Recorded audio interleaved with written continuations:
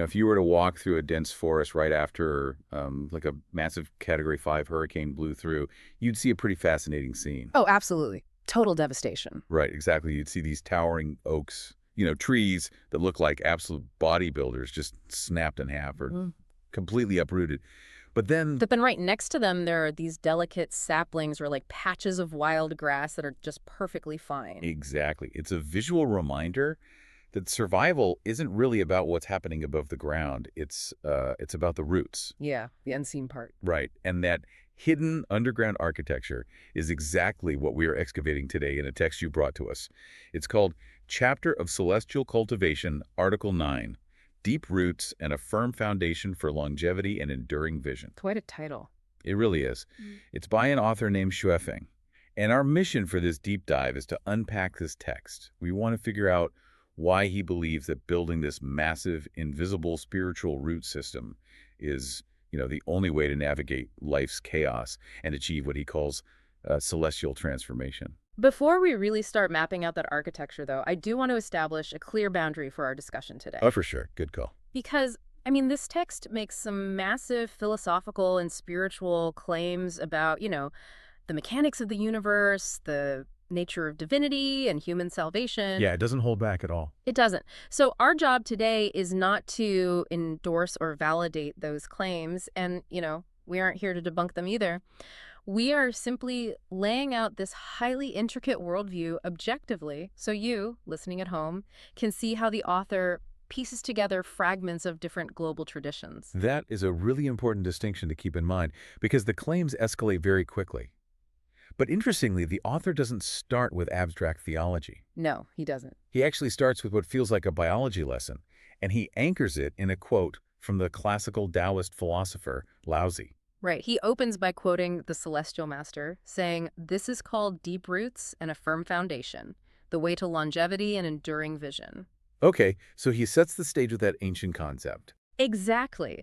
And Xifeng immediately takes that philosophical concept and tries to prove it using vivid, observable nature. He points out to the vast plains. Like the wild grasses. Yeah, the grass there withers every year, and wildfires sweep across the landscape, just turning everything black. Yet the fire cannot kill the grass. Because of the spring breeze, right? It just sprouts back to life. You got it. The mechanism for survival isn't in the blades of grass at all. It is entirely in the subterranean root system that the heat of the fire just couldn't reach. The fire burns the visible form, but the essence is just tucked away underground. It's a great image. It is. He then points to the mountains, specifically pines and cypresses perched on the edges of these towering cliffs. Oh, right. The ones that take the absolute worst abuse. Freezing winters, the biting northwest wind, yet they remain evergreen and they don't blow over. It's the exact same mechanism. Their roots are physically anchored deep into the rock. Okay, so it makes complete sense in a biological context. But then he takes this massive leap, doesn't he? He really does. He scales this botanical metaphor all the way up to human sociology and history. Right. He argues that the laws governing the grass and the pine tree are the exact same laws governing human civilization. He points to Chinese civilization, claiming it has endured unbroken for 5,000 years. And then produce great talents in every generation, yeah. Exactly. And he says this isn't because of military might or geography. It's strictly because of its, quote, profound cultural roots. So he's suggesting that a shared history, like a philosophical lineage and cultural cohesion, act as a societal root system. Yes. When the wildfires of war or famine sweep through, the visible structures might burn, but the cultural root allows the civilization to sprout back. Okay, I follow the logic there. A society's values are its roots. I mean, it's kind of like building a massive skyscraper. You can't build up unless you dig deep first. That's a perfect analogy. But he doesn't stop at sociology, right? He zooms all the way back in from the historical to the intensely personal. He does. He uses this exact same root mechanism to justify his own spiritual authority. He applies the principle to himself, claiming that Suifeng is not merely Xuefeng. Right. He says he emerged from the primordial Hunden. Yes, which in Taoist cosmology refers to the foundational state of unformed primordial chaos before the universe was even ordered. Oh. Yeah, and he claims to have traversed the realms of yin and yang to birth a movement he calls Lifechanyuan. So he emerged from the chaos before time, crossed the dualities of the universe, and founded this group. That's the claim. For a listener who has never heard of this, what actually is Lifechanyuan? Are we talking about like a philosophy club, a book series, a commune? Well, Lifechanyuan isn't just an abstract set of ideas. It's a real-world, intentional community and spiritual movement. Okay, It operates as a structured organization where followers live or interact based on the very specific cosmological and behavioral teachings laid out by Schwifeng. I see. And when the text asks how he was able to traverse primordial chaos to build this movement, the answer circles right back to the central thesis. Because of his deep spiritual roots. Exactly. He's using the grass surviving the fire to explain his own messianic emergence. But wait, if we were talking about human spirituality, what is a root? That's the big question. Yeah, I mean, the soil is physical, the rock cliff is physical. Hmm. What is the actual bedrock in this spiritual ecosystem he's talking about? Xu defines these terms with incredible precision, but his definitions create this massive synthesis of world religions. Oh, really? Yeah. He writes, what are the roots? The way of the greatest creator is the root. What is the foundation? The teachings of gods and Buddhas are the foundation. Whoa. Combining Jesus and Buddha, that is a massive theological collision. It really is. How does the author reconcile a personal creator God, which sounds very Christian or monotheistic, with Buddhist teachings? Because Buddhism often centers on, non-attachment and escaping the cycle of rebirth. Don't those concepts inherently contradict each other? To a traditional theologian, yes, absolutely they contradict. But Zhifeng engages in aggressive syncretism. Aggressive syncretism. I like that phrase. Yeah, well, syncretism is the blending of different, sometimes opposing schools of thought into a new system. It's almost like he views the greatest creator, Jesus, Laozi, and Shakyamuni the Buddha, not as competing software programs, Right. but as different lines of code needed to program the exact same underlying operating system. Oh, that's a fascinating way to put it. The text explicitly instructs followers to heed the teachings of both Jesus and the Buddha simultaneously. He treats them as different expressions of the same firm foundation. So they're all pointing to the exact same ultimate reality, just using different cultural vocabularies. Exactly. Okay, so if that is the foundation, what is the building we are trying to construct on top of it? I mean, what is the actual goal of having these deep roots? The stated objective is to awaken your innate spiritual consciousness. But the scale of what that means in this text is just cosmic. Cosmic. How so? The text says you need to transcend the three realms, break free from the five elements, comprehend the formless, and finally merge your finite life into the infinite dimensions of existence. Wow.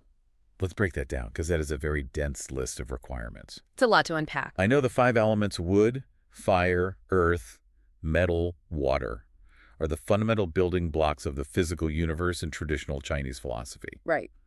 So breaking free of them means escaping physical matter. But what are the three realms? In traditional Buddhist cosmology, the three realms encompass the entirety of the conditioned universe where rebirth takes place. Okay. You have the realm of desire, where humans and animals live, driven by physical urges. Above that is the realm of form, inhabited by deities who have transcended physical desire but still have subtle forms. And the third? The realm of formlessness, which is a state of pure consciousness without any physical manifestation. So the goal isn't just to leave Earth. The goal is to break out the entire cosmic architecture of rebirth and physical reality entirely. Yes. You're building these deep roots, not to stay planted in the soil forever, but to build enough leverage to, rip yourself out of the ground and merge with the infinite. Precisely. The roots ground you in universal truth so that your consciousness can elevate beyond those physical limitations. Okay, but if building these roots allows you to literally transcend the physical universe, why isn't everyone doing it? That's a great question. I mean, what is keeping the rest of humanity so aggressively tethered to the ground? Well, that introduces the author's sharp critique of the shallow-rooted. Just as he used nature to illustrate endurance, he uses it to illustrate fragility. Oh, more metaphors. I love it. He introduces the metaphor of the reeds upon the wall. A reed growing in a crack on a brick wall is top-heavy and completely rootless because, well, a wall isn't soil. Right, so it sways with every gust of wind. Exactly. And the second metaphor is the bamboo shoots in the mountains. He describes them as sharp-tipped and thick-skinned on the outside, but completely hollow within. Sharp, thick-skinned, but entirely empty. That is a brutal description. It's very cutting. Who exactly are the hollow bamboo shoots in human society? I'm guessing he names names, or at least categories. He definitely categorizes several groups. First, he points to worldly people who are constantly rushing about, completely blind to the divine. Okay. Then he targets mundane folk who are caught in endless folly and actually mock those who are seeking deeper truths. Right, so that's the average secular person, completely absorbed in the daily grind, chasing promotions or material goods, looking at spiritual seekers like they are delusional. Yes, but the critique goes much deeper than just secular materialism. He also targets the intellectual and religious elites. Wait, really? Yeah, he calls out esteemed scholars, claiming they are lost in superficial pursuits and flailing about in confusion. And crucially, he critiques devout followers who are trapped in dogma and toil in vain on the path. Hold on, so you're saying I could be a scholar studying ancient philosophy, or I could be in a temple every single day dedicating my life to a religious tradition, and this author is saying I might still be a hollow bamboo shoot. That is exactly the implication. If you are focused entirely on the outer forms, academic prestige, the intellectual debate, or the rigid mechanical rules of a dogma, you are missing the deep, unseen connection. The connection to that operating system we discussed earlier. Exactly. You have the thick skin of knowledge or ritual, but no internal substance.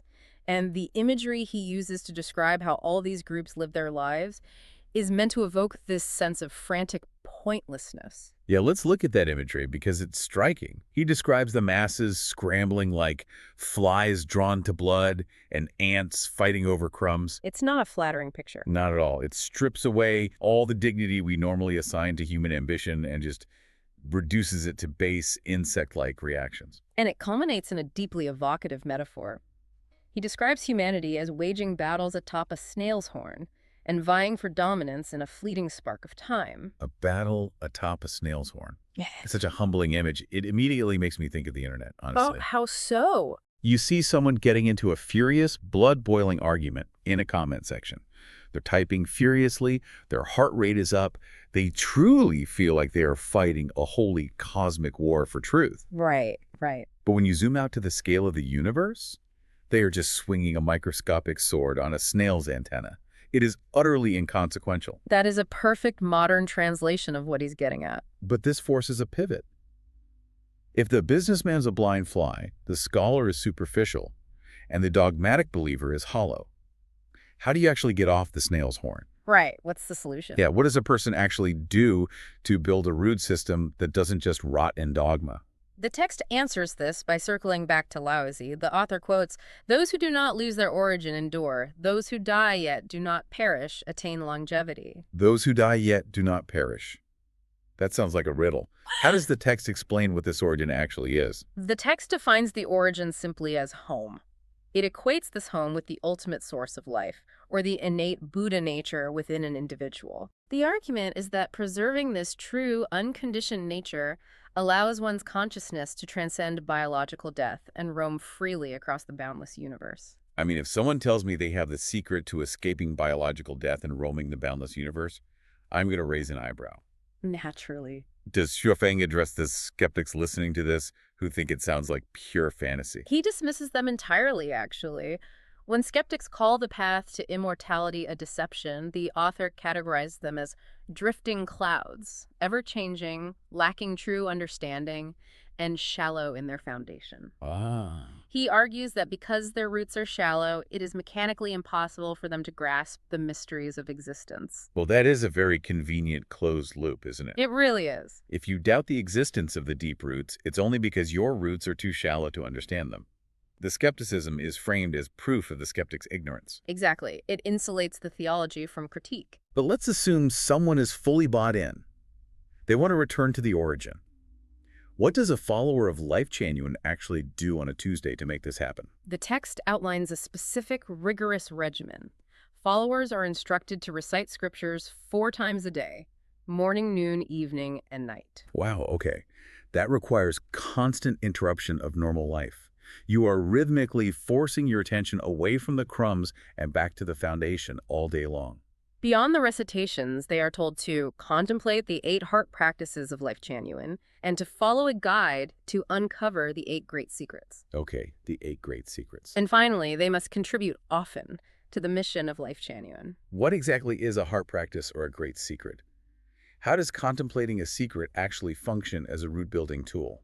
While this specific article doesn't list them out like a menu within the broader context of the movement, the mechanism here is psychological and intellectual unlocking. But what does that mean in practice? A heart practice acts as a deliberate cognitive calibration. It's an exercise to actively strip away ego, fear, or desire, aligning the internal state with the greatest creator. And the great secrets. The great secrets revolve around understanding the hidden mechanics of the universe, like the nature of time or multidimensional spaces. Oh, I see. The logic is that if you understand the hidden blueprint of the universe, you are no longer confined by the physical illusions of it. You see the code, so you can transcend the program. It's an active, daily reprogramming of how you perceive reality. But, what I find most compelling isn't just the checklist of tasks. What stands out to you? It's the underlying philosophy that dictates the internal posture you are supposed to hold while doing them.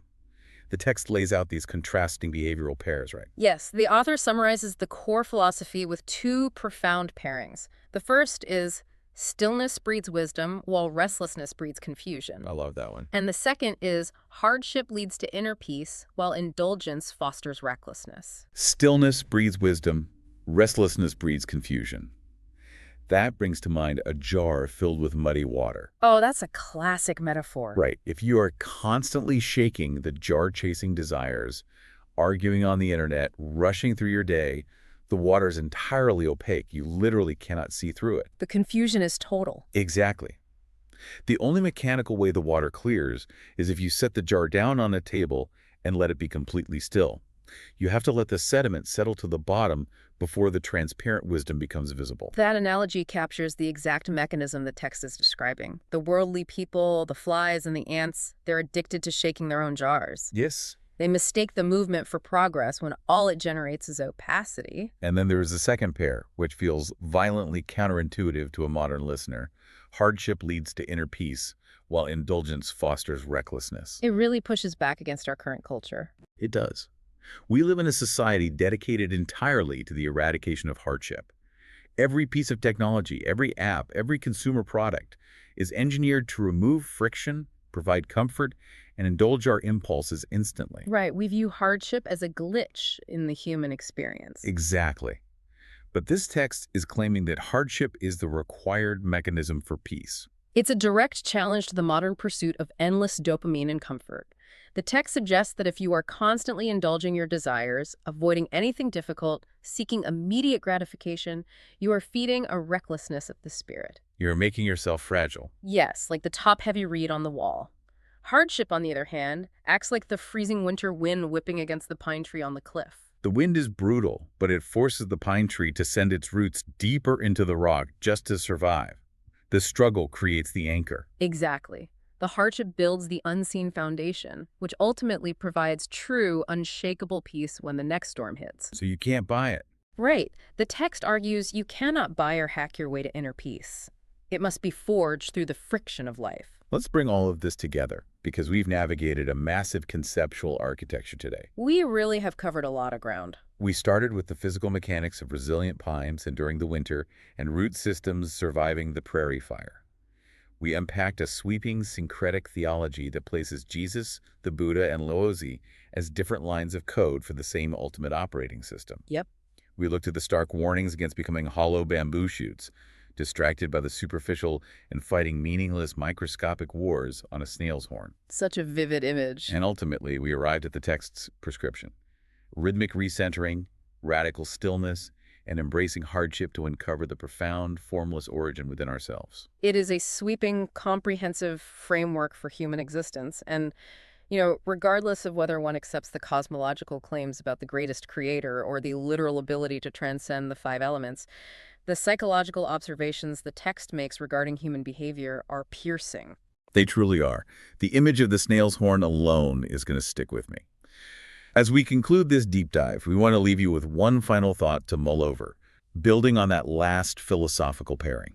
Right. If we take the text's central argument seriously, that stillness breeds wisdom and indulgence fosters recklessness, we really have to ask ourselves a difficult question about the environment we've built. In the modern world, Exactly. In an era where we have meticulously engineered our daily lives to eliminate as much friction, hardship, and silence as possible through constant technological stimulation and endless convenience, are we accidentally guaranteeing that we remain rootless reeds, designed to snap at the first real gust of wind? It's a question worth sitting with in complete silence. Let the sediment in your jar settle for a bit today.